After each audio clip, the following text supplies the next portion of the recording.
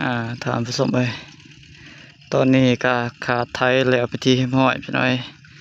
กำลังได้วานกาพี่น้อยกำลังสิแล้วซองให้ถามส้มไปยังอีกซองถามส้มไปเพื่อแหละมีปะมาซวยพี่น้อยแล้วก็ลุงทางน้ำกงเพิ่นก็ได้มาเฮ็ดหน้าอยู่นี่คือกันพี่น้อยเพิ่นก็ให้หนึ่งพี่น้อยส่วนทางครอบครัวน้อยบ่าวลาวก็สามให้พี่น้อยหรือว่าสามตาตะกะตามผสมไปพอแต่ตอนนี้ก็มีศาลาแล้วก็มีปะ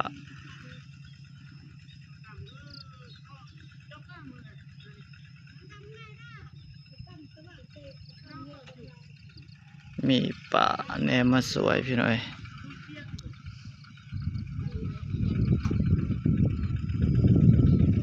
พี่ได้ทำส้มไหมกะล้อมหัวกะยังแต่สีใดใจน้ำมักจับทำส้มไหมเมื่อยพอสมควรพี่น้อยน้ำกับบ่มีพี่น้อยคือที่เห็นทำส้มไหมมี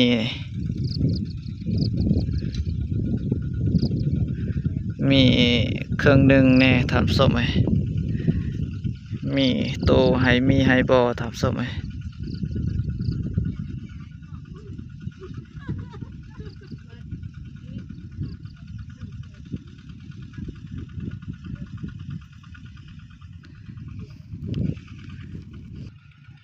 สิแหละทำส้มไหมบ่มีหนามมีในทำส้มไหมพี่น้ำบ่เพียงบ่พอปุ่นแหละโตบ่มีพี่น้อยหวานปะเลยเดี๋ยวนี้แหละทำส้มไหมบูฮูว่าสิเกิดหรือบ่พี่น้อยปีนี้ก็แปลกประหลาดทำส้มไหมน้ำตามทุ่งไร่ทุ่งนาบ่ค่อยอยู่ทำส้มไหมเขตนี้ก็มีบ่หลายครอบครัวพี่น้อยที่เขาเจ้าได้ตกกะหรือว่าวานกะทำส้มไหม